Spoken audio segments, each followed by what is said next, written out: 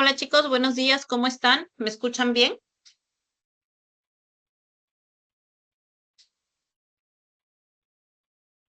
¿Se me Sí, escucha? profesora. Ok, gracias por responder. Vamos a comenzar con nuestra clase. Les comento que el día de hoy continuamos con los componentes gramaticales y vamos a desarrollar el tema de semántica. Bien, vamos a ver todo lo relacionado, lo vinculado a los significados de las palabras.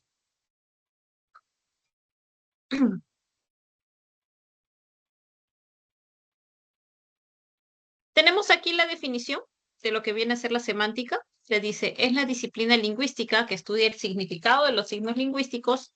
Estos que pueden ser palabras, frases u oraciones, y las relaciones semánticas que pueden establecer entre ellos. Bien, entonces la semántica estudia todo el significado, todos los significados que puede tener un signo lingüístico. Eso es muy importante de especificar. Bien,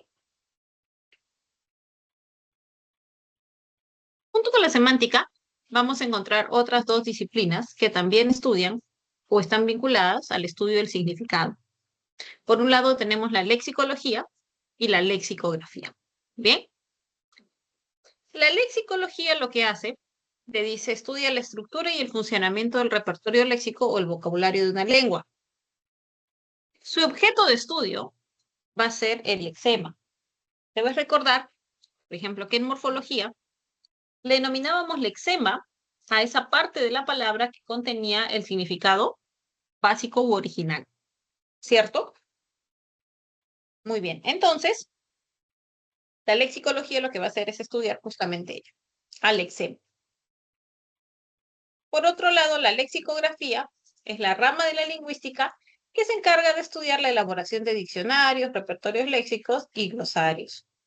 Bien, lo que hace entonces es parte, ¿no?, de la lingüística aplicada, porque para elaborar un diccionario, pues hay que tener bastante información, considerar varios aspectos que son relevantes. Recordemos, recordemos toda la información que nosotros encontramos en un diccionario. Bien, no solamente encuentras los significados. En un diccionario vas a encontrar otro tipo de información relevante. Por ejemplo, encuentras la etimología de la palabra. Un diccionario, un buen diccionario, te debe presentar la etimología, o sea, el origen de la palabra. ¿De qué lengua procede? Bien. ¿Qué más debes encontrar en un diccionario? La información gramatical de la palabra. O sea, te va a decir la categoría léxica que presenta, ¿no? Si es un sustantivo, si es un pronombre, si es un adverbio, un adjetivo, un verbo. ¿Eh? Eso es lo que te va a solicitar. Um, Te va a presentar. ¿Qué más? Vas a encontrar los diferentes significados. El término más adecuado serían las diferentes acepciones que puede tener una palabra. Y estas diversas acepciones aparecen enumeradas. Ustedes deben recordar que cuando han buscado un término en el diccionario, los significados aparecen con un número, 1, 2, 3 y así. Hay palabras que tienen una gran cantidad de acepciones. Bien. Y también te puede presentar los usos. O sea, cómo es que se usa esa palabra en los diferentes países, ¿no? Los diferentes países que hablan esa lengua, los significados que puede tener dicho término. Bueno, toda esa información que tú encuentras va a ser organizada por los lexicógrafos. Bien.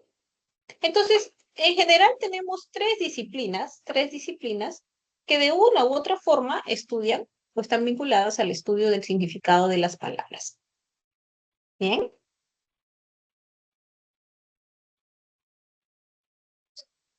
Ahora, el significado, o mejor dicho, la palabra, viene a ser un tipo de signo.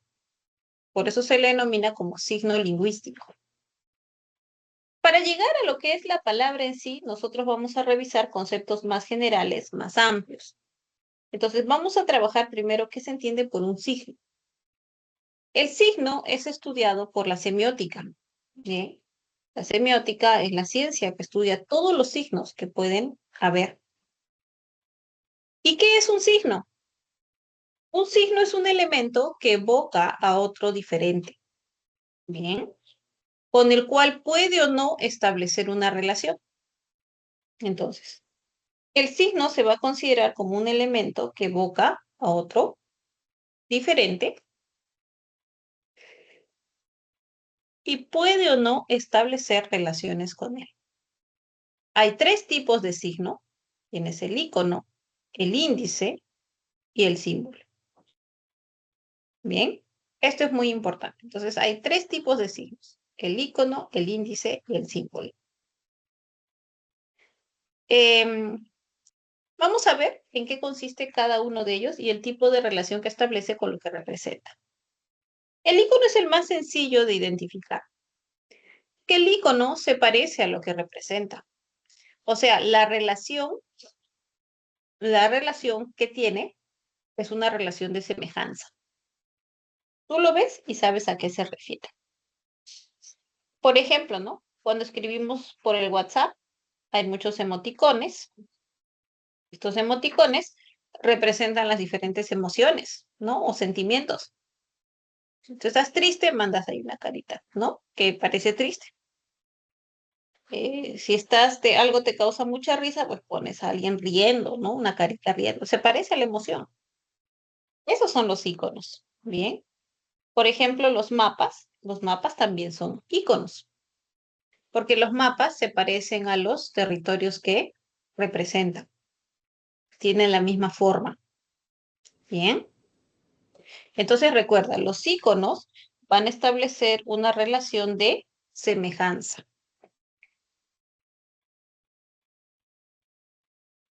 También vas a encontrar los índices o indicios.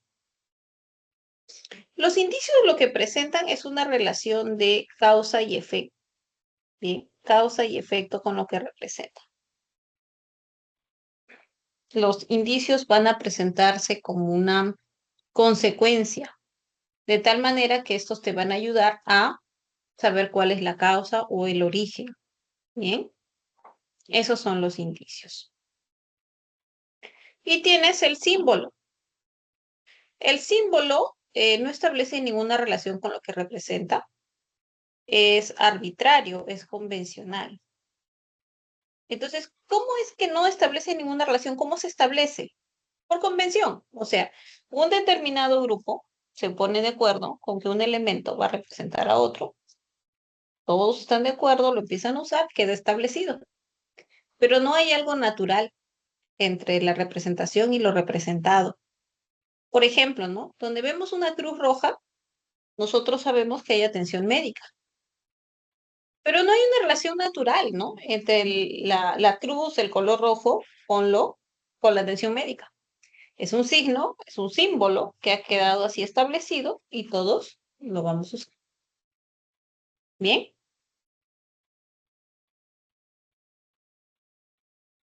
Em, los colores, por ejemplo, son símbolos, ¿no? Son muy simbólicos. En las diferentes culturas, los colores van a tener diferentes significados. Por ejemplo, el color verde en nuestro entorno está vinculado a la esperanza, ¿no? El color rojo al amor, a la pasión. El color negro lo vinculamos a la tristeza, a la muerte, ¿no? El duelo, y así. Pero esto no sucede en otras culturas, ¿no? En otras culturas van a tener otras representaciones. Entonces los símbolos son arbitrarios. Por eso se denomina que son arbitrarios. No hay una relación natural entre el signo y lo que va a representar. Y es aquí, en este tipo de signo, que encontramos al signo lingüístico. Bien, el signo lingüístico se va a considerar como un símbolo. ¿Por qué? Porque no hay una relación natural entre la denominación que le damos y un objeto que va a ser representado. Entonces ya con esta información podemos trabajar en sí, que es el signo lingüístico.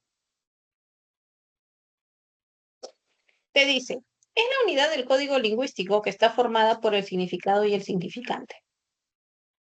Bien, vamos a ver cuáles son las características que presenta el signo lingüístico. En primer lugar, lo que habíamos mencionado, ¿no?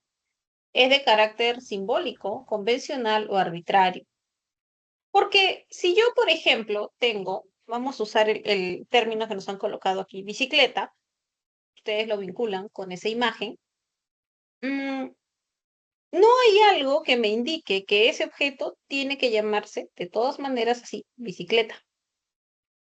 Bien, porque si fuese así, este elemento sería llamado así en todas las lenguas del mundo y algo más, no existirían lenguas en el mundo, solamente una, porque esto naturalmente tendría que ser denominado así, ¿te das cuenta?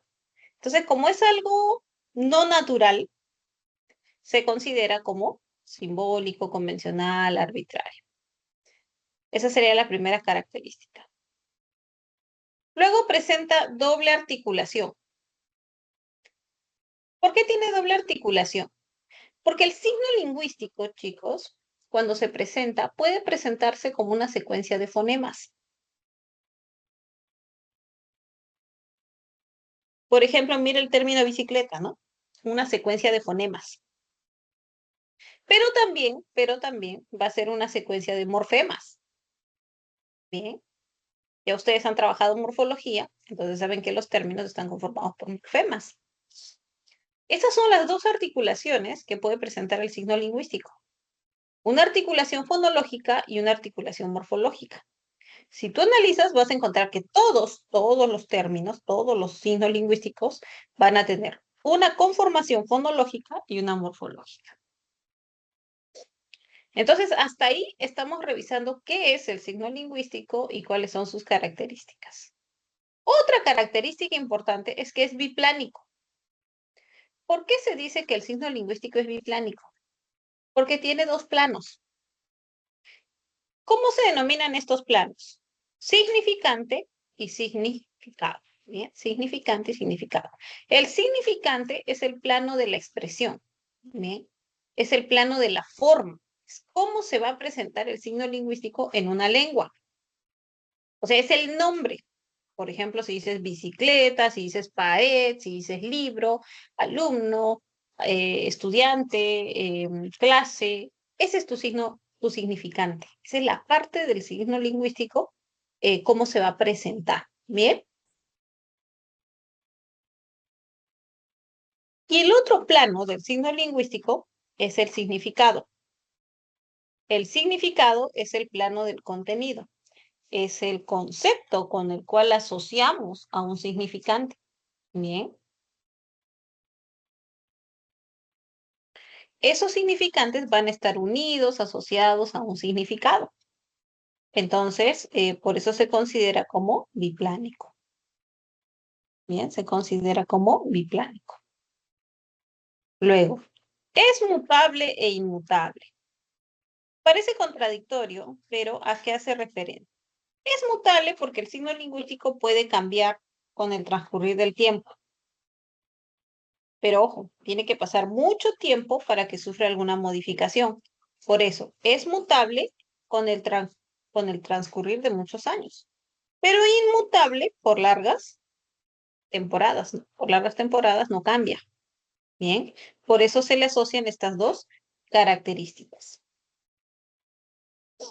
Te dice su significante es lineal, claro, porque el significante, los elementos que va a presentar aparecen en una forma lineal, ¿no? Incluso cuando tú estructuras contextos mayores donde aparecen diferentes significantes, estos se van a formar de manera lineal, uno detrás de otro, ¿no? Muy bien. Todas estas, entonces, son las características del signo lingüístico. Signo lingüístico que nosotros podríamos denominar como palabra. Bien. Ahora, también es importante resaltar el hecho de que no puede existir un signo lingüístico que solamente presente significante. Para que sea signo lingüístico, necesariamente debe tener significante y significado. Necesariamente. Bien, ok.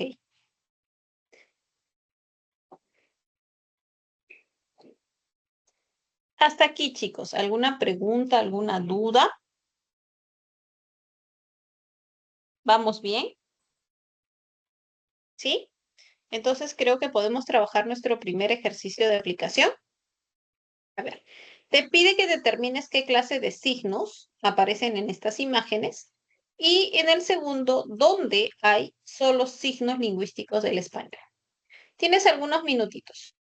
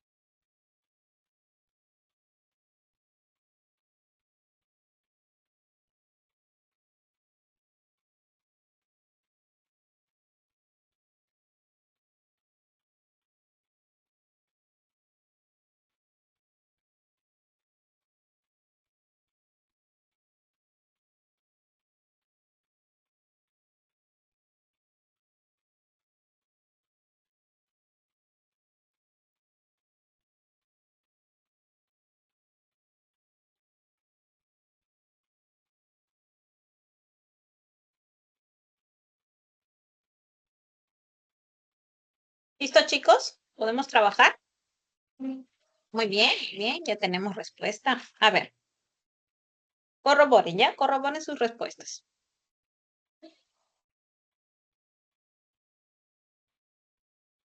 Tenemos en primer lugar, letra A, se trata de un símbolo. Bien, es un símbolo. Muy bien. Letra B, es un ícono, ¿no? Porque se parece a alguien. Es un ícono.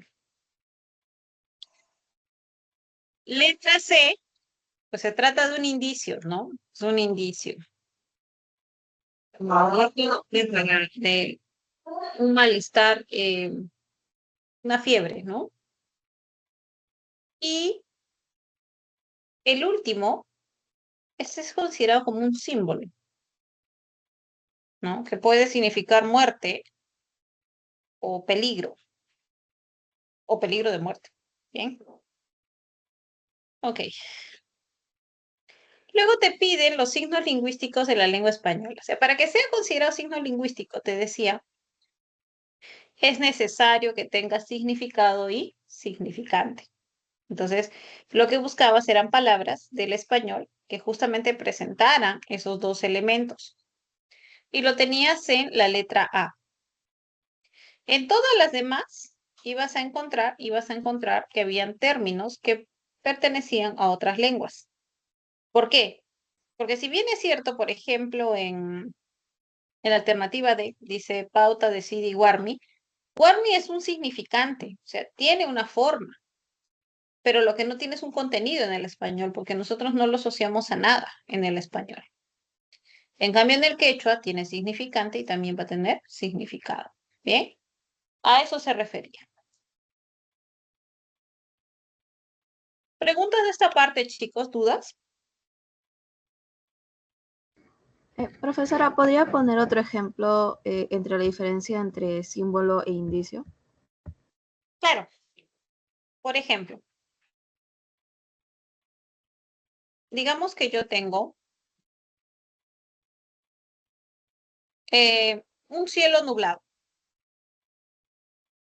Cuando tú ves que el cielo está muy nublado, que está lleno de nubes grises, ¿con qué lo asocias? Inmediatamente nuestro cerebro dice, ah, va a llover. ¿Cómo sabes? Porque las nubes están cargadas de agua, por eso tienen ese tono, ¿no? Van a generar bastante agua. Por eso se ven grises. Ujú. Esa es mi lógica. O sea, el indicio me está indicando cuál puede ser la causa y cuál podría ser la consecuencia. Bien. Por eso te decía que el indicio lo que establece es una relación de causa y efecto. Bien. O la fiebre, como en el caso del ejercicio, ¿no? Cuando alguien tiene fiebre, que nosotros lo denominamos como síntoma, los síntomas son indicios de algún problema de salud. Entonces, la fiebre es un indicio de que hay, pues, que determinar cuál es la causa. Entonces, el indicio te ayuda a saber, en este caso, cuál es la causa. Por ejemplo, cuando visitas al médico y le dices, ¿no? Tengo fiebre, me duele la garganta, ¿no? Tengo la voz distorsionada. El médico te va a decir ya, ¿qué síntomas, no? ¿Qué otros síntomas presenta?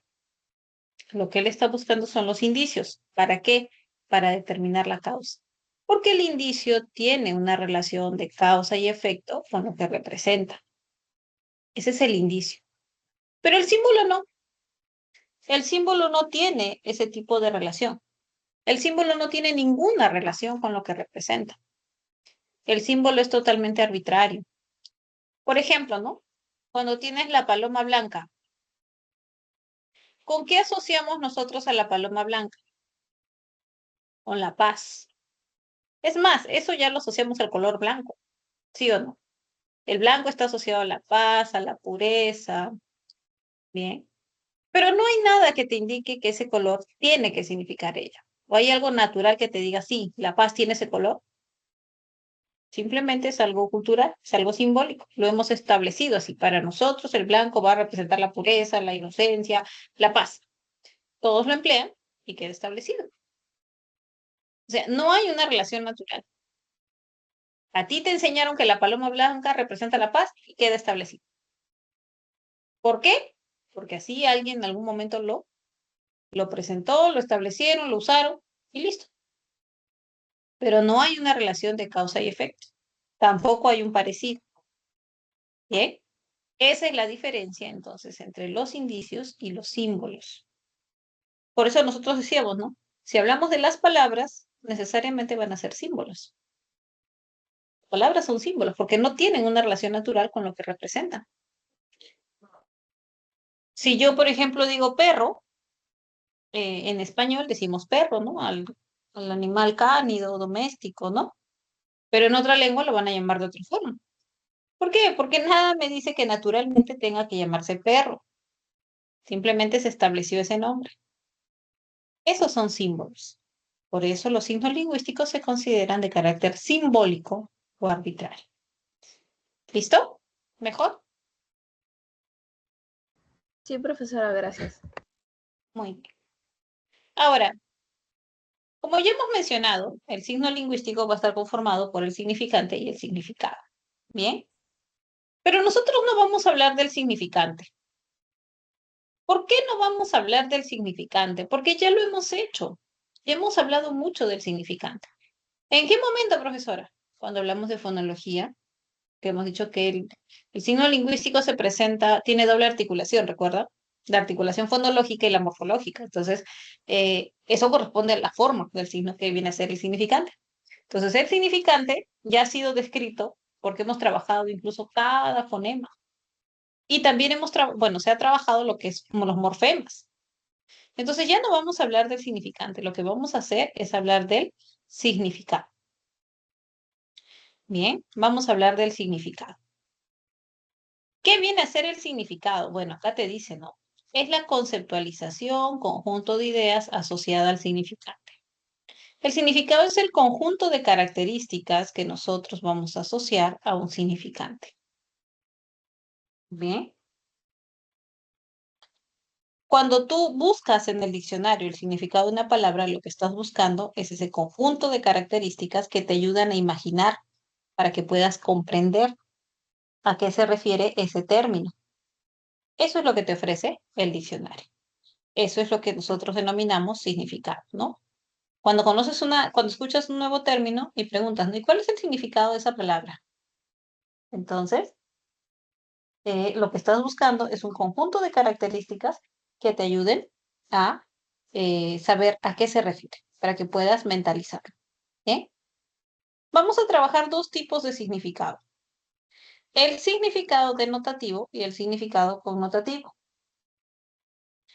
El significado denotativo es el significado primario, básico y objetivo de una palabra. O sea, es el primer significado que aparece cuando lo buscas en el diccionario, ¿no? Es el significado que aparece en el número 1. Por ejemplo, cuando dices, la falda es una prenda de vestir que cae desde la cintura. Muy bien. Ese es el significado de la palabra falda. Es su significado denotativo. Es lo objetivo. Pero en las lenguas vamos a encontrar que las palabras tienen otros significados, que son denominados como connotativos. Los significados connotativos son significados secundarios, metafóricos y subjetivos que tiene una palabra. Bien. Son significados auxiliares. Eh, son significados que surgen por medio de diferentes procesos cognitivos que hacen los hablantes. Asocian alguna característica y se emplea. Bien. Demuestran mucha riqueza, ¿no? Mucha riqueza semántica en las lenguas.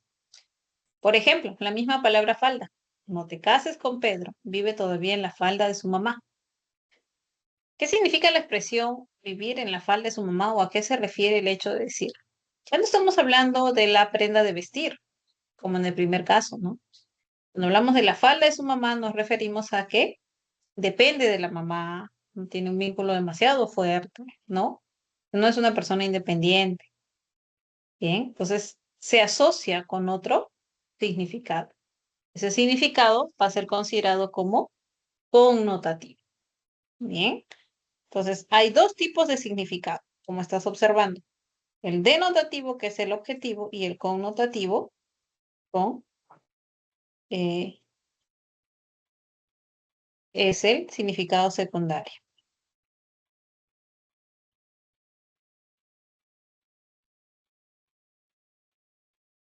¿Preguntas sobre estos significados, chicos?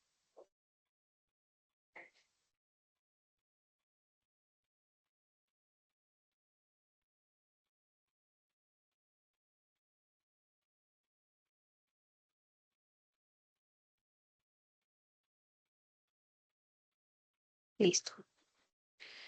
Ahora, si hay diferentes significados, entonces tiene que haber algo que te ayude a saber cuál es el significado exacto de un término. Y para ello tenemos dos factores que te pueden ayudar. Bien, tienes el contexto y la situación. El contexto va a ser el conjunto de elementos lingüísticos que rodean una palabra y que van a condicionar su significado.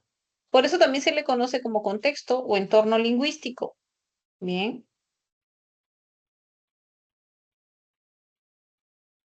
por ejemplo, ha elegido el anillo de matrimonio. Entonces, si a ti te piden cuál es el significado de anillo, vas a decir, pues que anillo se refiere al objeto, el aro, la sortija. ¿Cómo lo sabes? Ah, pues porque tiene matrimonio. En su contexto aparece el término matrimonio. Y la situación es el elemento extralingüístico, es lo que está fuera de la oración, pero que también te puede ayudar a saber cuál es el significado. Tú requieres a la situación cuando el contexto no es suficiente, es decir, cuando estás frente a un enunciado ambiguo. ¿Qué quiere decir que es ambiguo? Que tiene dos o más interpretaciones. En ese caso, pues vas a requerir a la situación, ¿no? Por ejemplo, el cuadro de mi amiga frágil se rompió. Te dice, ¿quién es frágil? ¿El cuadro o la amiga? Encontró un pilón de cartas. Entonces, el término pilón, ¿no? Dice, puede referirse a los naipes o una misiva. Entonces, no se sabe con claridad. Bien,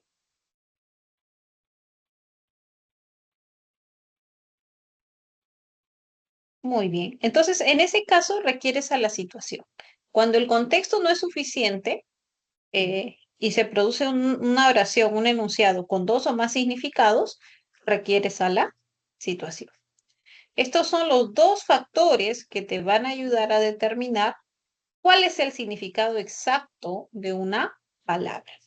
Bien. ¿Preguntas al respecto, chicos? ¿Dudas de esta parte?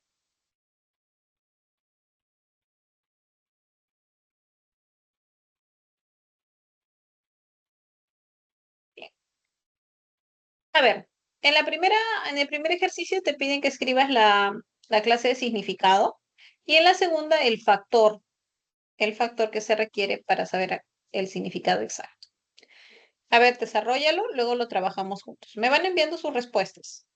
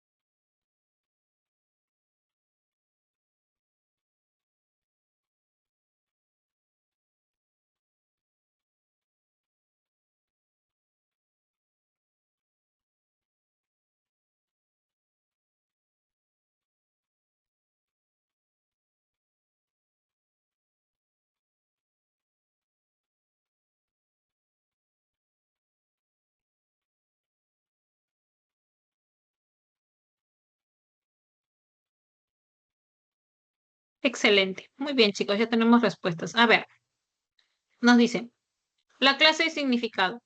¿Denotativo o connotativo? En primer lugar, le ordenaron guardar cama. ¿Qué significa guardar cama? No es literal que vas a guardar la cama, ¿no? Entonces, en este caso, guardar cama es como guardar reposo, descansar. Tiene un significado connotativo. El niño voló a recibir su juguete. ¿Cuándo usamos la acción de volar en un contexto así para una persona? Cuando hace alguna acción demasiado rápido, ¿no? Muy rápido, veloz. Entonces ahí el niño voló a recibir su juguete es un significado connotativo. Llueve mucho en la selva peruana. La acción de llover se interpreta de forma denotativa por este contexto. Entonces es un significado denotativo. El vigilante está en la caseta de la esquina.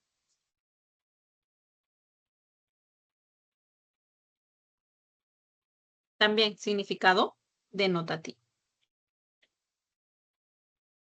En la número 2 te pedían que identifiques el factor que te iba a ayudar a determinar el significado exacto.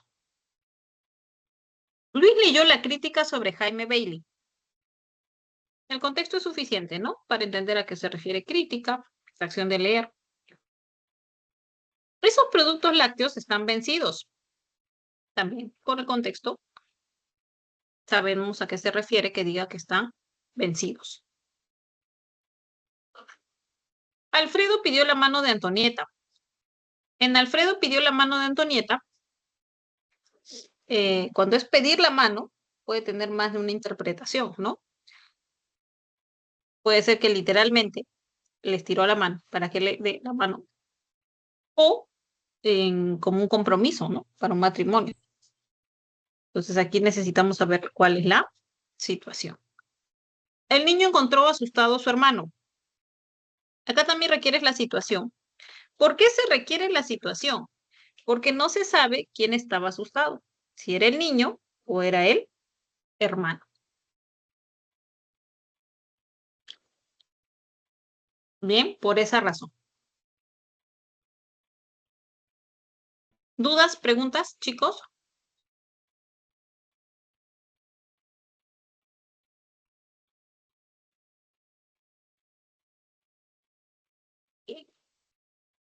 Estaba fácil, dice Gonzalo.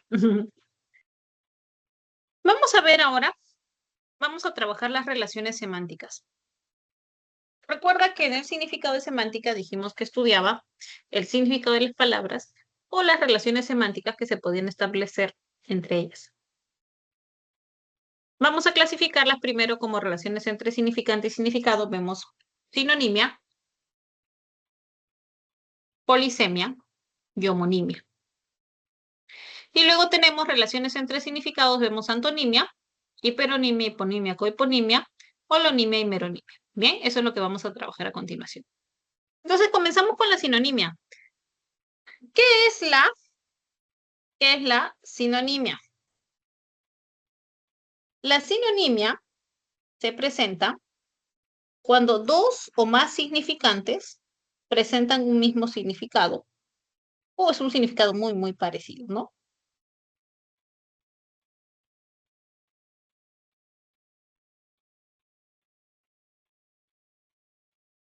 Por ejemplo, entre dadivosidad, esplendidez y desprendimiento hay rasgos semánticos muy comunes.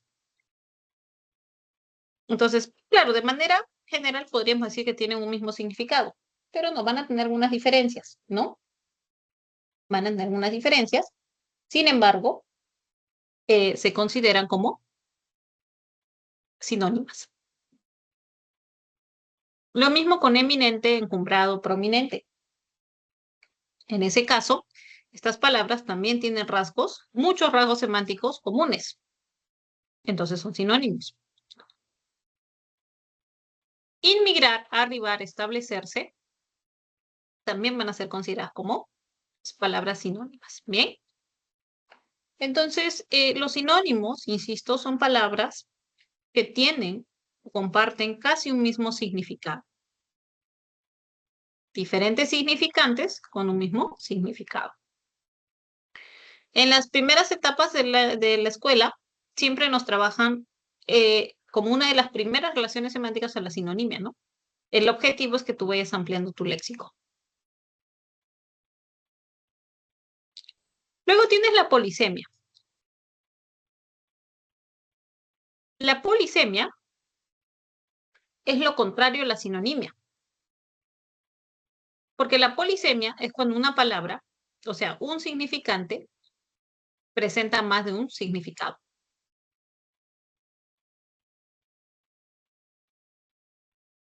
Bien, pero ¿cómo te vas a dar cuenta tú que estás frente a un caso de polisemia?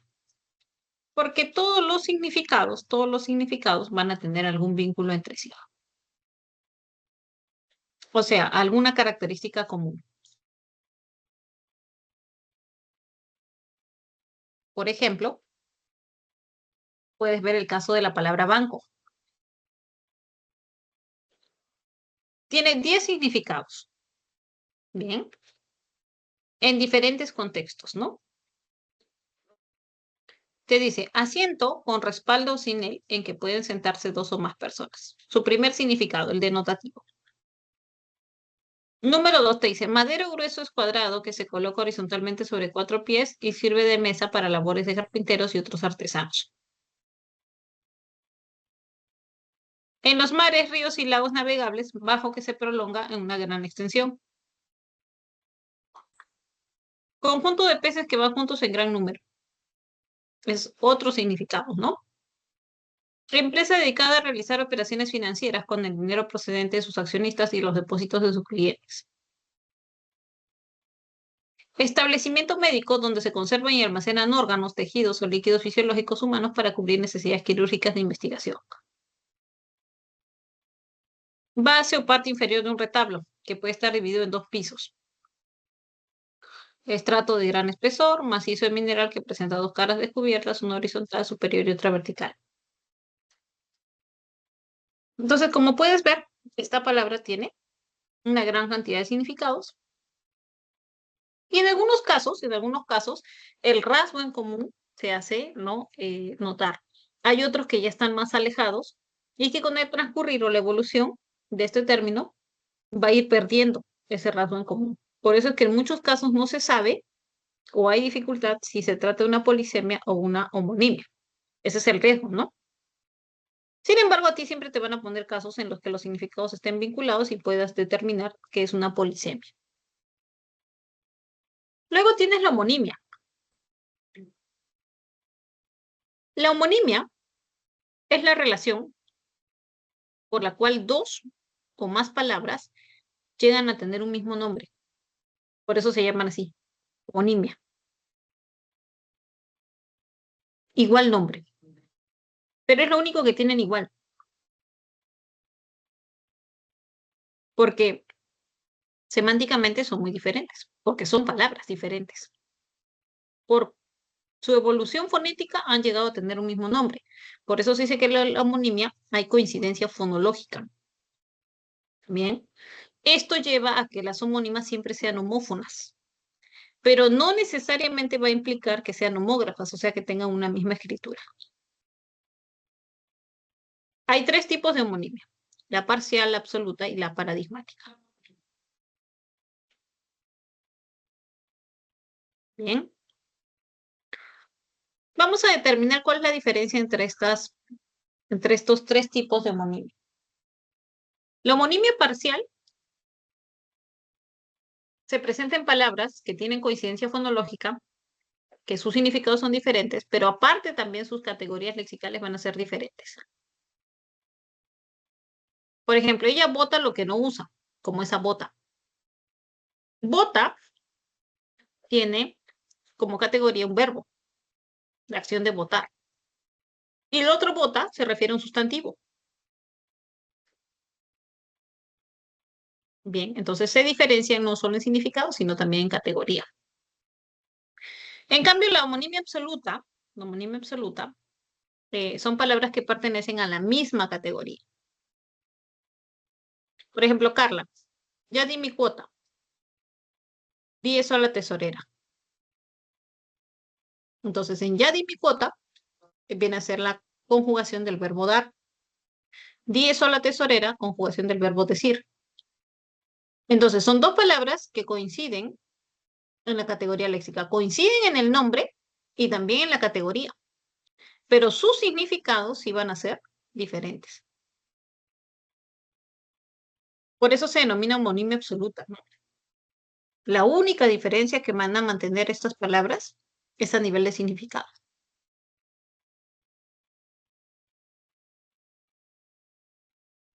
Luego tienes la homonimia paradigmática. Esta solo se va a presentar en la conjugación verbal.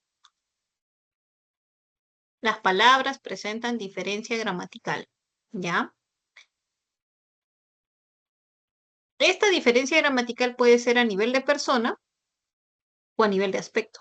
Por ejemplo, ustedes salieron temprano y ellos salieron tarde. En la misma conjugación salieron, pero la persona es diferente, ¿no? Que tienes el ustedes y tienes ellos. Ustedes es la segunda persona plural y ellos es la tercera persona plural.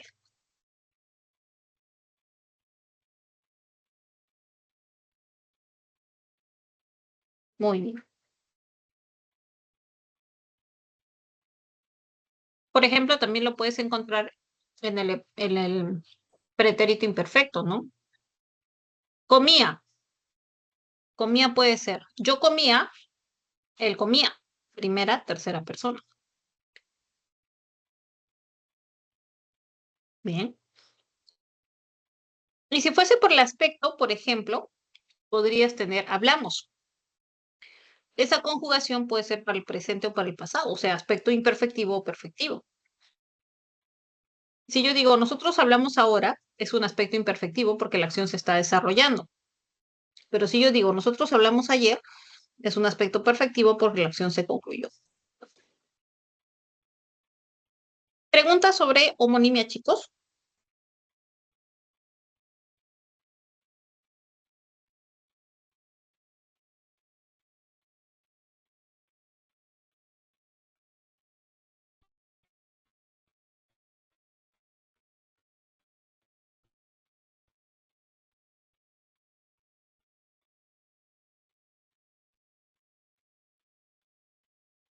Ahora, en las relaciones entre significados, como te mencioné, tenemos la antonimia en primer lugar. ¿Qué son los antónimos? Los antónimos son palabras que tienen significados que se oponen. ¿Ya? Implica exclusión, oposición, contradicción. Hay dos tipos de antonimia, la gramatical y la lexical. La gramatical es la más fácil.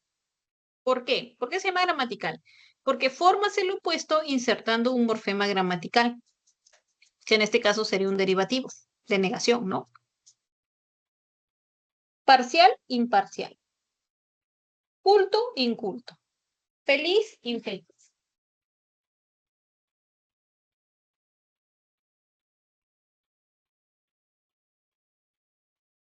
Puedes tener legal, ilegal, leal, desleal. Bien. Así se presenta la antonimia gramatical. Por eso te decía que es la más simple.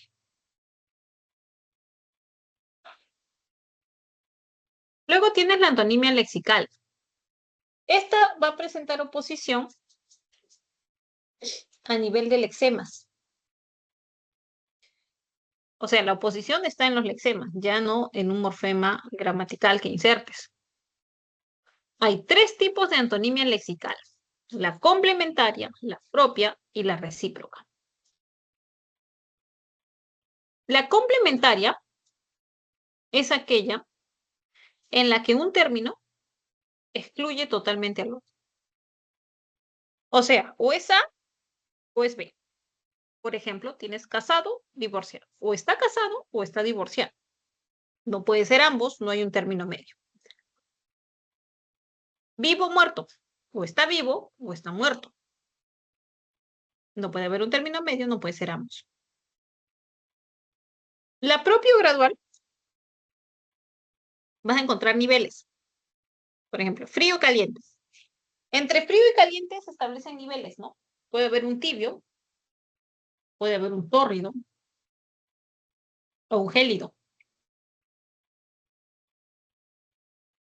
En alto y bajo puede haber un mediano. Y la recíproca, mmm, uno de los términos va a implicar al otro. Hay implicancias, ¿no? Tienes enfermera-paciente, por ejemplo. Para que haya una enfermera es porque hay un paciente. Profesor-alumno. Si hay un profesor es porque que es el que enseña, hay un alumno que es el que aprende. Pero la diferencia es que en la recíproca tú puedes ser ambos a la vez. Por ejemplo, yo puedo ser profesora de ustedes, pero puedo ser alumna de alguien más. No hay una exclusión. Bien,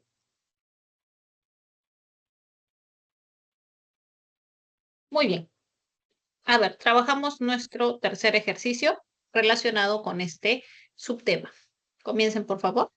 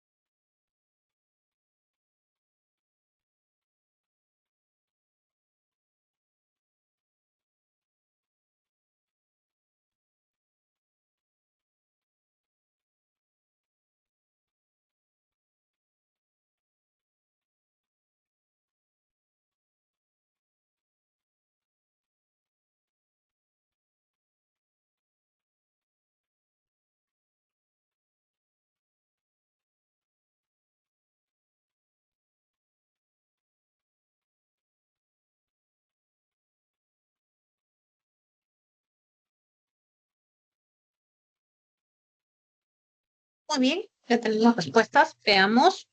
Nos dice. Hermanas, en la mañana iré al hospital a visitar a papá y por la noche les entregaré sus medicinas. La relación que se establece entre mañana y noche es una relación de antonimia. Muy bien. ¿Qué tipo de antonimia? Ya que entre mañana y noche hay un término medio, entonces tenemos una antonimia propia, ¿no? Propio gradual. Luego, por favor, si el señor se siente mal, ¿qué se siente en ese mueble? Tienes siente de sentir y tienes siente de sentar. Entonces lo que hay es una homonimia. ¿Qué tipo de homonimia? Absoluta. ¿Ya? Homonimia absoluta, porque estás frente a dos verbos, o sea, dos palabras que comparten la misma categoría. Muy bien. ¿Dudas, preguntas sobre esta actividad, chicos?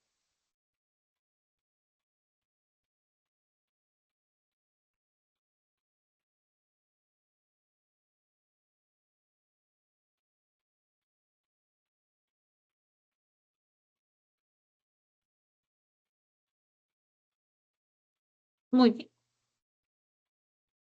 Luego tenemos otras relaciones, ¿no? Como hiperonimia, hiponimia y cohiponimia.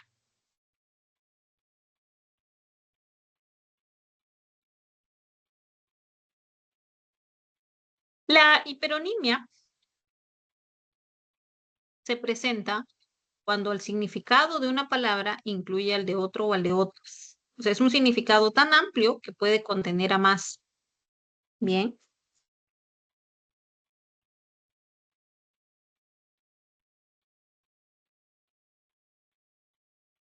Luego tienes la hiponimia. Dice, en la relación de hiponimia, el significado de una palabra está incluido en el de otra palabra de mayor cobertura. O sea, este es el significado, este es el término que se incluye dentro del hiperónimo. Y la cohiponimia se va a entender como la relación que tienen los hipónimos que comparten un mismo hiperónimo. Entonces, tienes aquí, por ejemplo, el hiperónimo país. Con el hiperónimo país tú puedes definir Perú, Brasil, Argentina. Todos tienen en común esa denominación, esa definición. Entonces, quiere decir que Perú es un hipónimo, Brasil va a ser un hipónimo de país y Argentina también es un hipónimo de país. Juntos los tres, la relación que se establece entre los hipónimos es de cohiponimia, son cohipónimos. Entonces, ¿yo qué puedo afirmar? Voy a decir que la relación entre país y Perú es de hiperonimia, porque primero está mi hiperónimo. Pero la relación entre Perú y país es de hiponimia, porque primero está mi hipónimo. La relación entre país y Brasil es de hiperonimia. Y la relación de Brasil a país es de hiponimia. La relación entre país y Argentina es hiperonimia. La relación entre Argentina y país es hiponimia. Y la relación entre Perú y Brasil es cohiponimia. Bien, muy bien. A ver, otro ejemplito. Puedes tener. Te pregunto, a ver, ¿cómo se llamará la relación entre herramienta y serrucho? ¿Qué relación habrá entre herramienta y serrucho?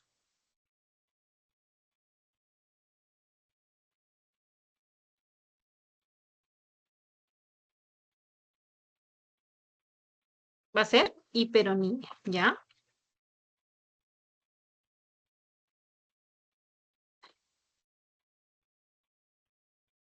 Hiperonimia. La relación entre serrucho y herramienta, ¿cómo se llamará?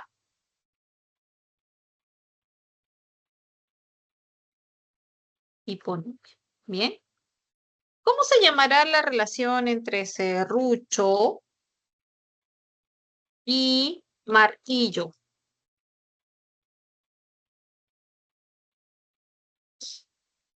Cohiponimia. ¿Por qué? Porque comparten el mismo hiperón. ¿Se ha comprendido, chicos? ¿Dudas?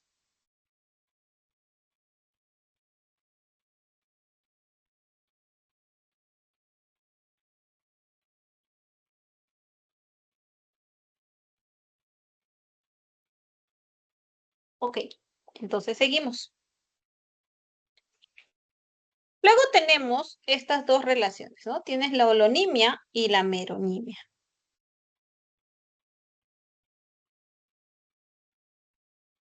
¿Cómo se definen estas dos relaciones? La holonimia es la relación de todo parte y la meronimia es de parte todo. Entonces, el holónimo viene a ser el todo y el merónimo viene a ser una parte. Por ejemplo, yo tengo como holónimo computadora. Ese es mi todo. Como merónimos puedo tener monitor, mouse, teclado. Bien. Entonces, te dice, la relación que existe entre, por ejemplo, monitor y computadora se denomina,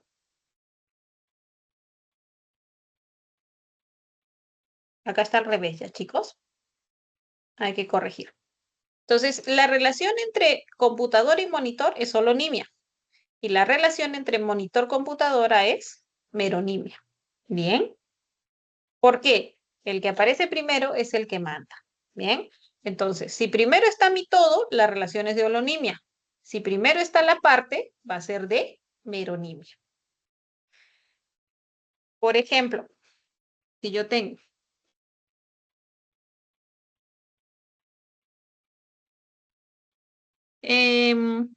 timón y vehículo. Primero veo que está la parte, o sea, el merónimo. Entonces, esta relación va a ser de meronimia. Pero si tengo, por ejemplo, vehículo y llanta, entonces la relación va a ser de holonimia. Porque primero está mi todo. Bien. El holónimo se considera como el todo, el merónimo como la parte. Muy bien. Ya, con ello podemos desarrollar este ejercicio. Te piden que escribas la relación semántica que se presenta entre las palabras subrayadas. Bien.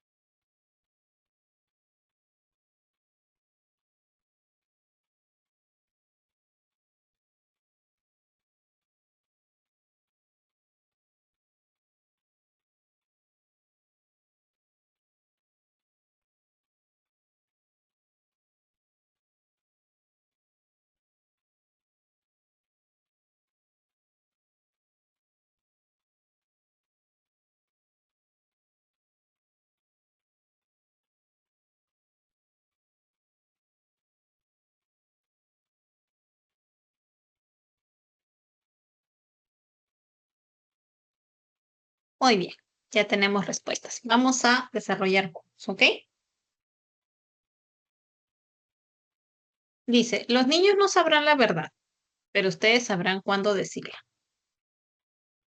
Entonces aquí lo que tienes es los niños, ellos sabrán, y ustedes. La diferencia es en un verbo conjugado y en la persona. Entonces es una homonimia. Vamos a escribirlo aquí mismo. Pero vamos a borrar esto. A ver.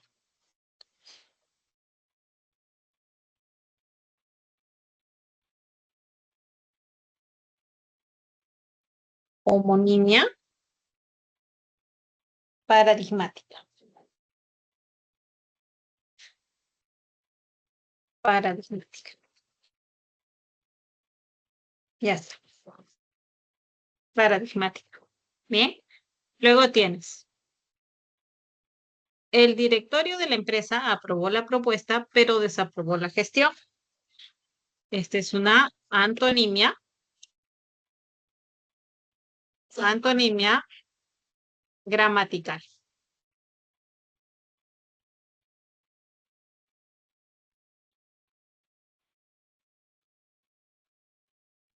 Bien.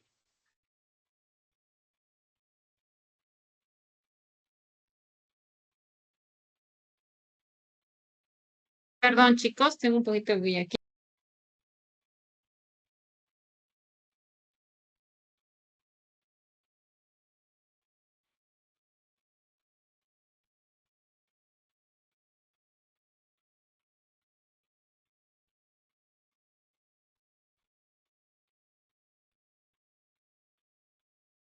Perdón, chicos. Disculpen la bulla. Ya. Luego, el técnico cambió el disco duro de la antigua computadora. Bueno, acá tengo una relación de parte todo. Esa relación se denomina Meroni. Bien, Meroni. Siguiente. El albañil tuvo que comprar el tubo de desagüe en una ferretería cercana. Tuvo como conjugación del verbo tener y tuvo como sustantivo. Entonces, entre ellos se tiene una relación de homonimia parcial. Ya está.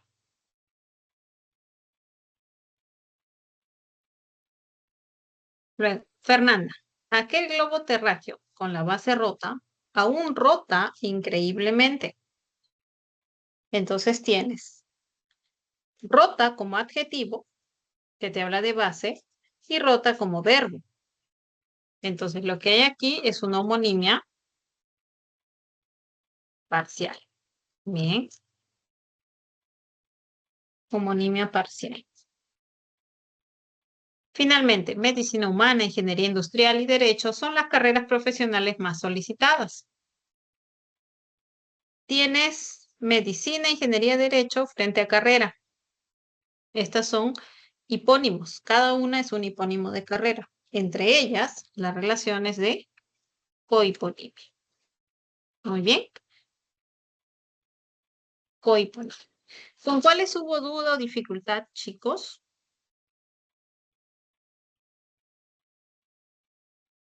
Algo que no esté muy claro.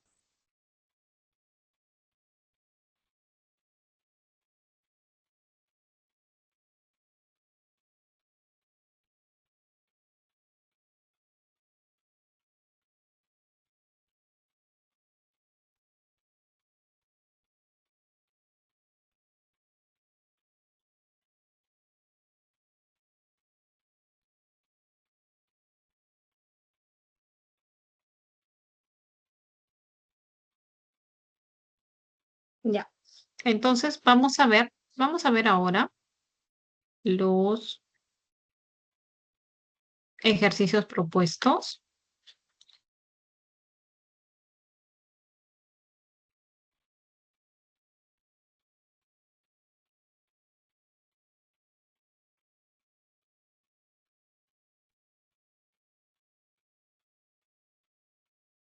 Un minuto, por favor.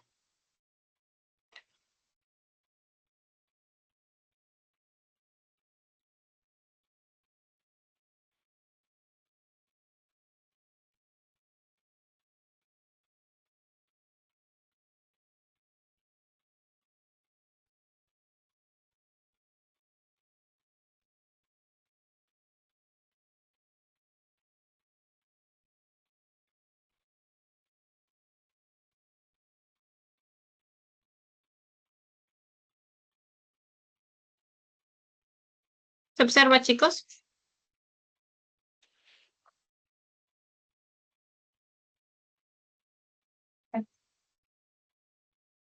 Ya se observa, ¿no?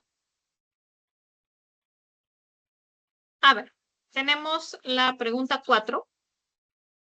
Tienes algunos minutos para que la analices, ¿bien?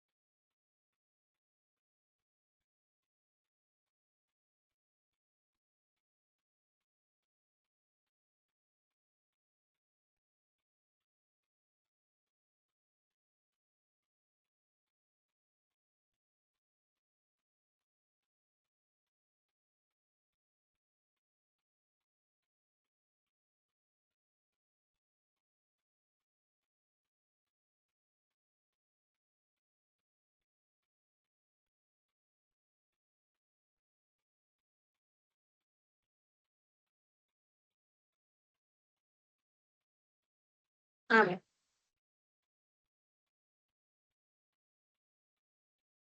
¿qué es lo que te pide este ejercicio? Te dice, el significado denotativo es el contenido primario de un signo lingüístico. Tomando en cuenta ello, señale la alternativa que presenta dicho significado. Cuando César lo negó con la cabeza, ella lo fulminó con la mirada. Ya. Fulminar con la mirada significa que se molestó, fue una mirada muy agresiva, ¿no? Pero no es literalmente el significado de fulminar. Entonces, no es un significado notativo, este más bien es connotativo. Desde que se graduó en biología, tiene muchas ofertas laborales. Sí, este significado sí se va a considerar como denotativo, ya que eh, te dice, pues, objetivamente a qué se refiere. Tu amor fue un periódico de ayer que nadie más procura ya leer. Cuando se usa la expresión que algo fue un periódico de ayer, sea, se refiere a un evento del pasado, ¿no? Y que obviamente ya no se tiene interés. Entonces es un significado connotativo.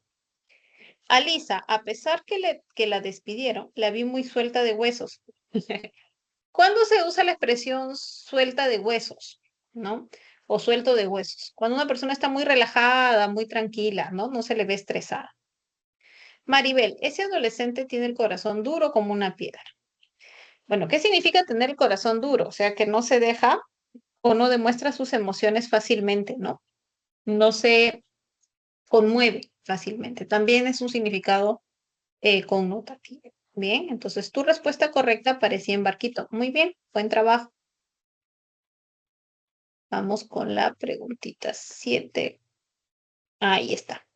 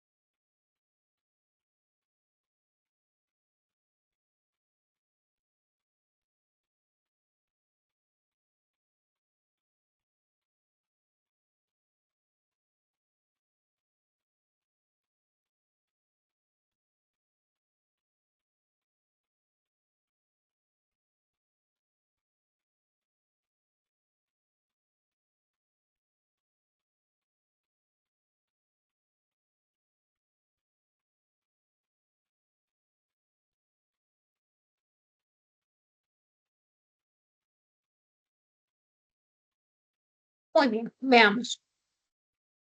¿Qué dice? Las relaciones semánticas son la sinonimia, la polisemia, la homonimia, la antonimia, etc. La homonimia es de tres clases: parcial, absoluta y paradigmática. La antonimia es lexical y gramatical. Según esta afirmación, en los enunciados, aún me río de mí misma y de mis problemas banales, y los jóvenes que se encuentran junto al río están muy enamorados, las palabras subrayadas mantienen una relación semántica de tienes río, de la acción de reírse, y río como sustantivo. Entonces veo que a pesar de ser homófonas, ¿no? Ser homónimas, hay una diferencia no solo en el significado, sino también hay una diferencia en la categoría lexical que presenta. Por lo tanto, voy a decir que es una homonimia parcial.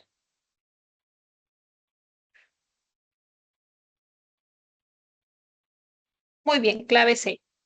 Pregunta 9.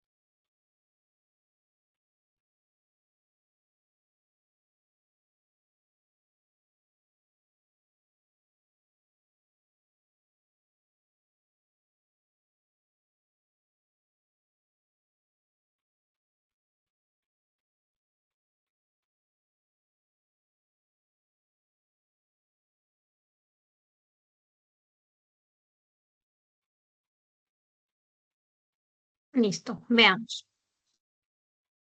Te dice, la antonimia es la relación semántica que se establece entre dos o más palabras que tienen significados opuestos o que resultan incompatibles dentro de un mismo contexto. Es de dos clases, lexical y gramatical. De acuerdo con esta afirmación, correlacione ambas columnas y elija la alternativa correcta. Natural, artificial. En el caso de natural, artificial, vamos a tener una antonimia lexical complementaria, porque lo natural obviamente va a excluir lo artificial. Entonces hay una exclusión completa. Bien, entonces vamos a resaltar aquí.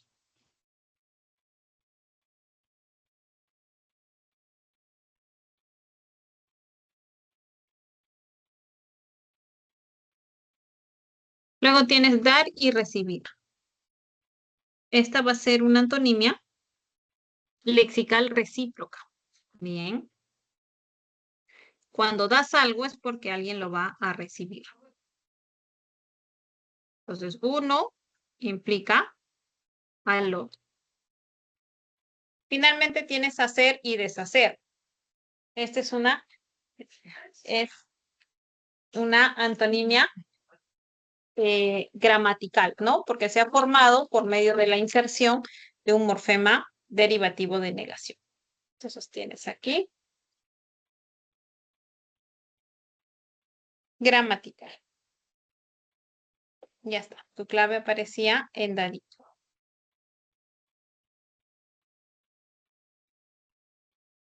Muy bien. Vamos, buen trabajo. Vamos con la preguntita 11, chicos.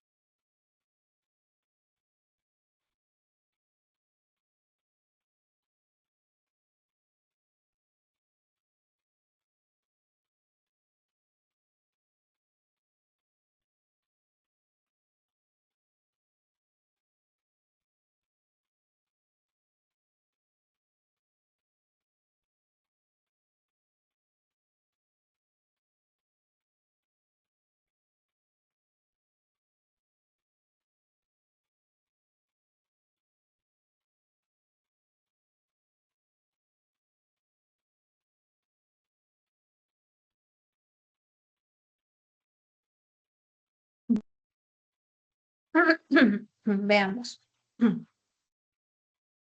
Te dice, las relaciones semánticas entre las palabras de la lengua española son la sinonimia, la antonimia, la polisemia, la homonimia, la meronimia, entre otras.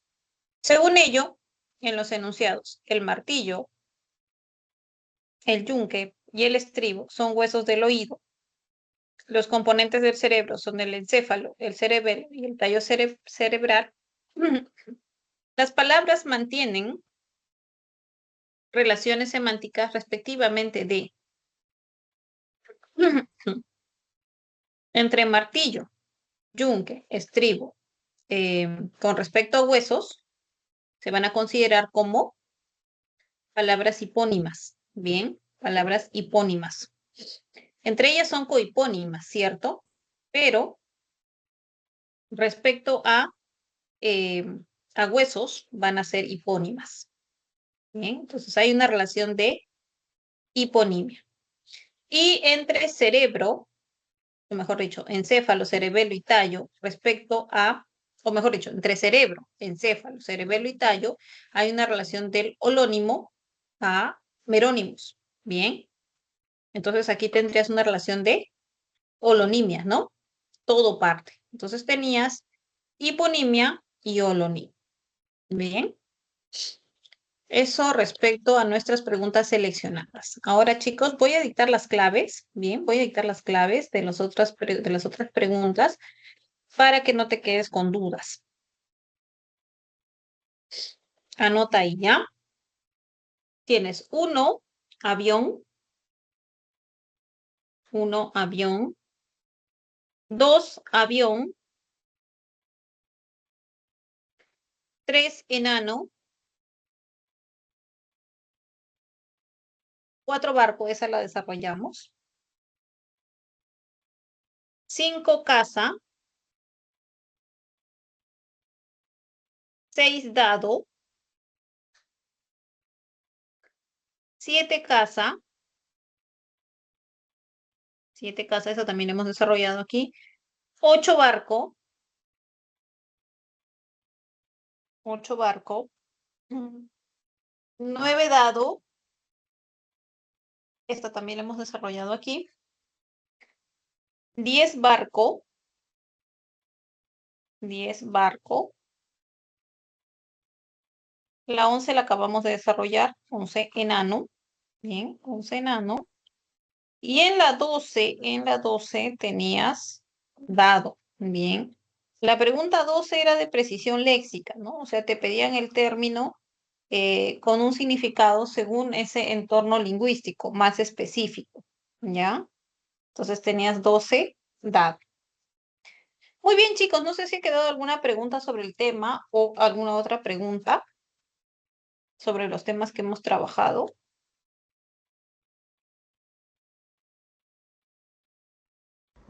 Profesora, ¿podría explicar la pregunta 10? La pregunta 10, muy bien, vamos a ver. La pregunta 10 dice, existen 2 factores que facilitan la comprensión del significado de un signo lingüístico, el contexto y la situación. Según lo mencionado, marquen la alternativa en la cual se requiere la situación para precisar el significado de la oración.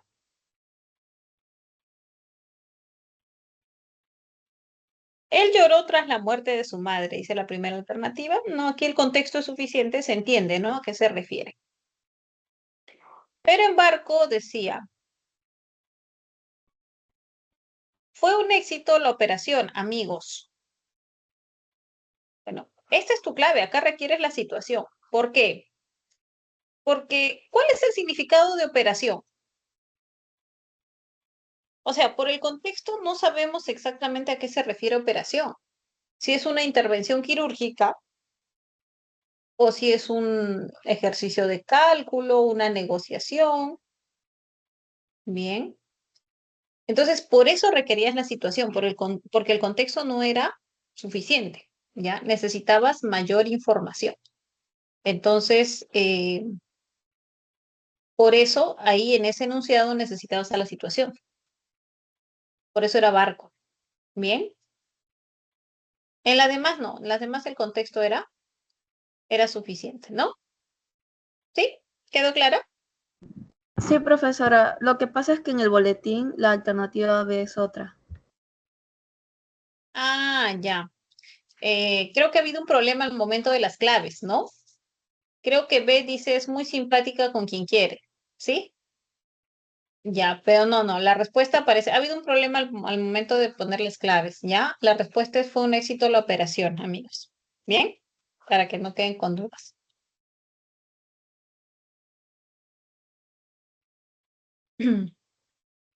Muy bien, chicos. Entonces, hasta ahí trabajamos por hoy. Les agradezco mucho su asistencia y participación. Nos encontramos la próxima semana para trabajar ya el componente sintáctico. Cuídense muchísimo, chicos. Que Dios los bendiga.